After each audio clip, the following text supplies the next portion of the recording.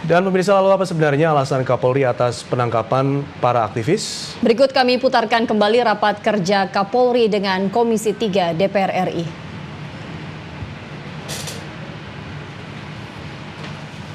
Masyarakat. Yang kedua adalah masalah teror. Yang ketiga adalah masalah kesediaan pangan seluruh Indonesia. Kemudian yang kedua, Pak Taufik, untuk acara yang di Monas nih Pak ya, saya ulangi, acara 412 Pak ya, yang Car Free Day tadi, memang kami juga sudah menyampaikan kepada teman-teman penyelenggara, ini acara yang kemarin hari Minggu, ketentuan Car Free Day itu sebetulnya untuk kegiatan satu olahraga, dua kegiatannya adalah hiburan, yang keempat kegiatan budaya. Sesuai kemarin permintaannya, pemberitahuan kegiatan adalah parade budaya, sehingga dari kepolisian mendukung. Namun memang disayangkan ada beberapa yang kita lihat atribut-atribut partai yang ada di situ. Oleh karena itu kita memanggil panitia supaya atribut partai ini kita memberikan teguran supaya ke depan Car Free Day tidak dipakai lagi untuk kegiatan partai. Karena kalau enggak nanti semua partai nanti pakai semua tempat itu. Kemudian nanti banyak pihak nanti menggunakannya untuk kegiatan-kegiatan lain. Oleh karena itu kita konsisten, Car Free Day spiritnya adalah untuk memberikan area bagi masyarakat di hari Minggu untuk berolahraga, kemudian hiburan dan budaya, semata-mata itu saja.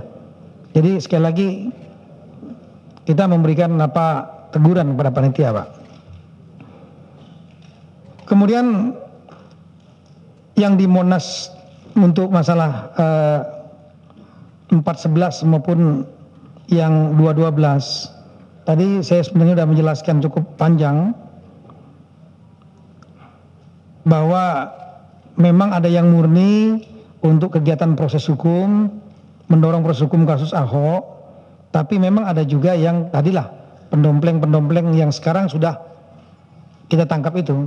Nah, penangkapan itu sekali lagi, kenapa bukan seminggu lalu, kenapa bukan 3 hari lalu, tapi memang timingnya kita ambil tepat supaya subuh dan tidak itu sempat untuk dipelintir kemana-mana.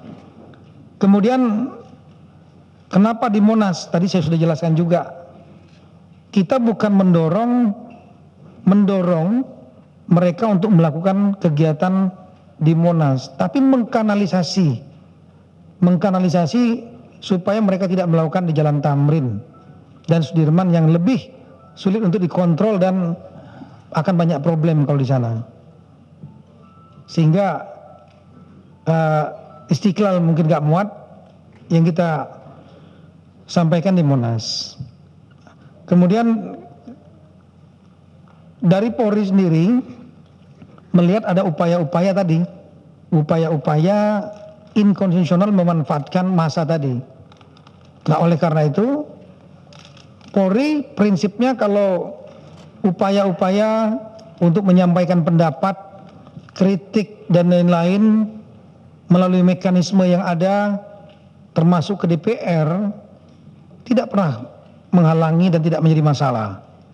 Tapi kalau dilakukan secara inkonstitusional seperti menduduki DPR secara paksa, maka Polri sebagai penegak hukum, penjaga Kamtipmas, ini tentu hukum harus tegak dan Polri pasti tidak akan mentolerir apapun juga upaya-upaya paksa melanggar aturan hukum untuk melakukan pendudukan DPR MPR. Itu prinsip kita.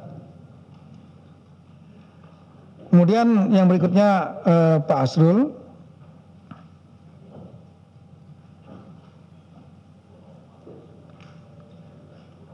Masalah aksi-aksi tandingan lain-lain segala macam, ya. Apakah makar hanya di daerah atau di Jakarta? Kita lihat bahwa sementara ini di Jakarta. Kita belum melihat ada aksi-aksi yang lain, jaringannya yang ada di daerah. Nah, tapi memang kita melihat bahwa yang kami lihat adalah upaya permufakatan jahat untuk melakukan makar. Makar itu diantaranya menggulingkan pemerintah dengan cara tidak sah.